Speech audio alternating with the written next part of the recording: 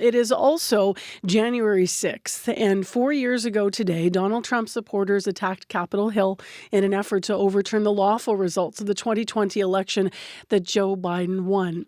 And what a difference a few years makes. Now Trump is president-elect, and when it comes to Canada, we're on unsteady ground, to put it mildly. He's taunted Prime Minister Justin Trudeau, calling him a governor of a great state. Of course, there are the tariffs. Trump has threatened a 25% tariff on all goods entering the U.S. from Canada starting January 20th. That's his inauguration day, unless our country curbs the flow of drugs and migrants across the border. Where does this all leave us? The state of our relationship with the U.S. and the idea of diplomacy. Well, my next guest is the U.S. Ambassador to Canada, David L. Cohen. He is in studio live. He is outgoing when Trump is incoming, but not before his farewell tour that he's been on after 3 years in the position. Good morning to you. Good morning, Marcy, and thanks very much for having me on your air. So what have you been doing in Manitoba before we get to some of the U.S. questions I've been setting us up for here? What is your tour meant in Manitoba as you're preparing to move out of your position? Well, so far I've had dinner, basically. But this is my third trip to Manitoba. I've been to Churchill. I've been to Winnipeg twice before.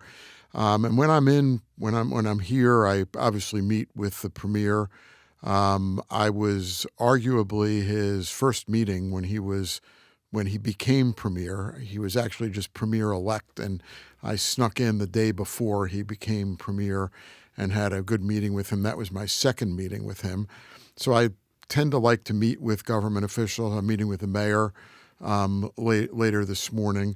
I'm meeting with the Manitoba Business Council. I like meeting with businesses, and not just big businesses, but small businesses, and in particular, not just businesses run by white men, but businesses run by women and people of color, including indigenous businesses. So that's a staple of my visits here. One of the policy issues that I focus on in Manitoba are issues of human trafficking and murdered, missing indigenous women and children. That'll be part of what I do here as well. I was able to visit the Human Rights Museum. My last visit, I'm going back again today, and we'll be paying particular attention to the new exhibit. I'll get a preview on dealing with gay and lesbian rights, and so I'm very much looking forward to that. I was very impressed with that museum, impressed with the fact that Winnipeg hosts the 5th National Museum in Canada, the only national museum located outside the capital region. Yeah. Those are the types of things that I like to do here. I'm always focused on defense, and of course, Winnipeg is home to Canada's NORAD headquarters. I know you visited there last time. I did visit there last time as well. So those are the types of issues that I try and address when I'm here. I wonder how much your mind will be on the date that is today. Obviously we're talking about January 6th, and this morning, we're hearing the quotes. Incoming President Donald Trump calling this day a day of love. That's a quote. President Joe Biden calls it a, quote, riot when he thinks to what happened 4 years ago. He warns Americans, about efforts to, quote, rewrite and even erase the history of the day. So he's warning that doesn't happen. What's going through your mind as the U.S. Ambassador to Canada? So I have a couple things that run through my mind. Like President Biden, I have no interest in rewriting the history of January 6th 4 years ago. I think it was a dangerous day for democracy and a dangerous day for the United States. On the other hand, I am the eternal optimist. As my team will tell you, I'm always a glass half full kind of guy. And so I look at January 6th of 4 years ago as the ultimate testament to the durability and the stability of American democracy. And we survived January 6th of 4 years ago. And the United States survived, the democracy survived, and it's thrived in the last 4 years. And in fact, we get to January of 2025, and regardless of who you voted for, if you're an American, regardless of what position you wanted to take in the election, ultimately democracy prevailed. We had an election with maybe record-setting participation and a result, and it was a clear result. and now we're enjoying a very clean transition of power without the difficulties that we had 4 years ago. And so I prefer to look at the election results in 2024 as not necessarily whether Donald Trump won or Kamala Harris won, but I think the big winner in this election was democracy. And as President Biden said, if you're for democracy, and I am for democracy, you can't just be for democracy if your side wins. You have to be for democracy, and I think that once again the United States has demonstrated why it is the world's leading democracy and the most durable and sustainable democracy in the world. To prepare to speak with you, I listened back to a conversation that we had here in our province. You were in studio with us 2 years ago at CBC. I want to play just a really short clip of what you said at the time. This speaks to now our relationship and where we might be going moving from here. Here's what you said. I think the United States-Canada relationship is incredibly strong right now, and that's true from a trade perspective, from a defense perspective, from an intelligence perspective, and from a human perspective, just the human links that tie our countries together. As President Biden has said, the United States has no better friend or ally than Canada. From a trade perspective, I point out what I think is still a mind-boggling statistic, which is our two countries engage in $2.6 billion a day in trade across our border, supporting millions of jobs. We are Canada's number one trading partner. Canada is our number one trading partner. So in the context now I could have said that last week. Except for the fact that we have incoming President-elect Donald Trump, and we have to talk about the 25% tariff threat. And what I would love to hear from you this morning is what's your sense of the where the line is between rhetoric and reality with this threat? Yeah.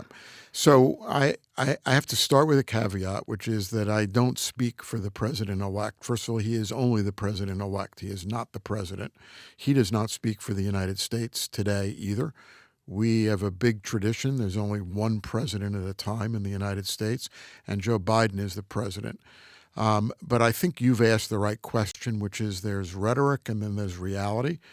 And I think you're certainly hearing rhetoric from President-elect Trump. I don't know what the reality is. I'll remind everyone that 8 years ago, President Trump threatened significant steel and aluminum tariffs on Canada. They never occurred.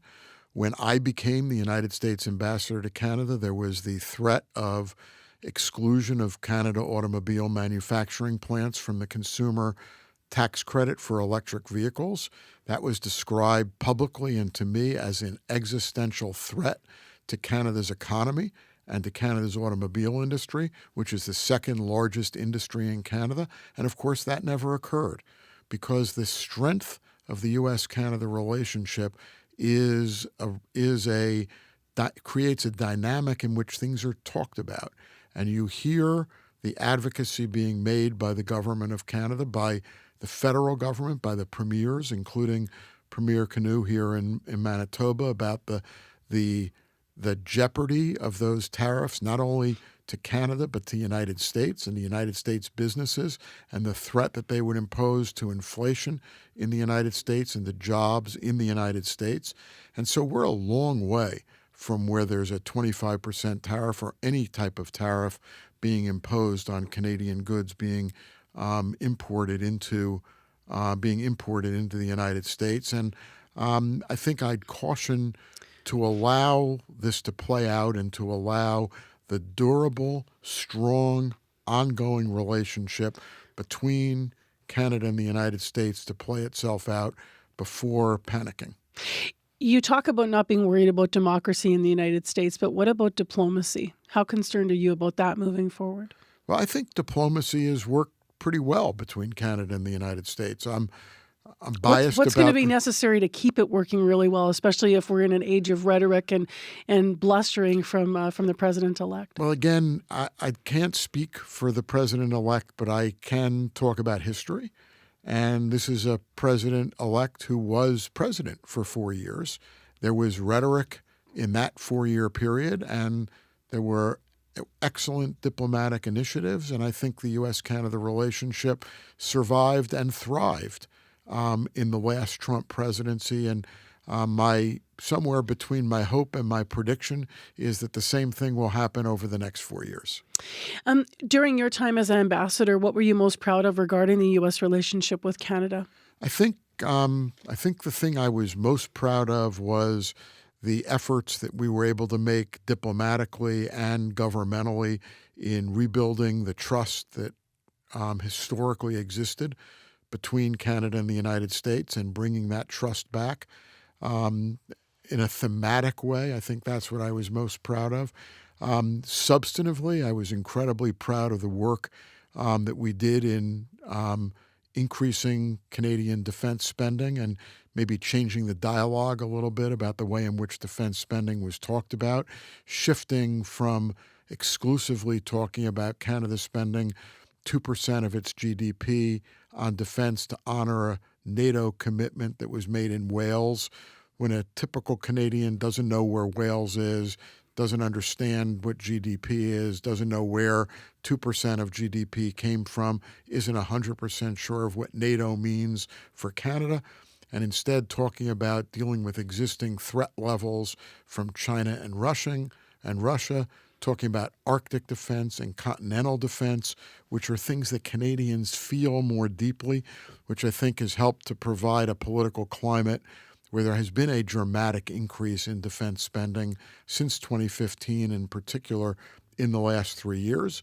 And I think that's something I was actively engaged in and am very proud of that. I'm also very proud of the work that we have done around law enforcement cooperation, which from a Manitoba perspective has played itself out with the dialogue and the cooperation that has existed around trying to get our arms around dealing with the terrible problems of murdered and missing Indigenous women and children, which is a lot about cooperation across border, but cooperation even within Canada between civil society, the nonprofit sector, and law enforcement, and building a greater sense of trust among Indigenous peoples and the law enforcement community here in Canada and across border, which is how you ultimately have to attack that problem.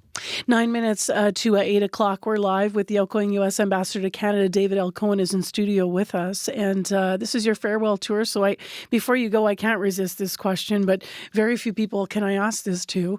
I became addicted to The Diplomat. This is a light question here with Carrie Russell. I don't know if anyone's watching that. Are you watching that series? So I do watch it. I'm a big Carrie Russell fan. She obviously is a very accomplished actor, but I loved her in The Americans, which was. I still have to have that on my list. I can't believe I watched it. It's worth watching because she makes that show. Do you relate to anything in the Diplomat? Are there any truths in there? There are some truths, and it's high entertainment value. I'm a lawyer by training, and so I always used to like watching legal shows. I have lots of friends who are doctors who like watching medical shows. I think we all have the same reaction, which is there are kernels of truth in this, and there is a huge amount of lack of reality. Of course. So by way of example, my favorite example is my female friends who are ambassadors say they're still waiting for that rack of dresses to be brought in for them to try before formal events that they have to attend. I think that happens in episode 2, yeah. Right, and of course, I don't have any help in dressing for anything that I attend, as my wife points out to me, by the way, including my wife, who is not helping me dress for that. But there are elements of truth to this as to the role of ambassadors, and I think I like the show because it shows and demonstrates dramatically the importance of diplomacy, which is a question that you asked earlier. And I think the more that people understand the value that diplomats can play in international relations and in setting and in pursuing policy, the better off we all as diplomats are able to perform our functions. Thank you for the time this morning, and all the best in your next chapter. Thank you. Thank you very much, and thanks for having me on the air again. And since I'm talking to your audience, I want to thank the people of Manitoba for being so welcoming to me and respectful of hosting me on my 3 different visits to Manitoba. It's been fantastic to get to know Canada and get to know Manitoba, even in the temperatures that I'm experiencing today. Yeah, you got a doozy today, didn't you? This is the outgoing U.S. Ambassador to Canada, David L. Cohen. Thank you. Thank you.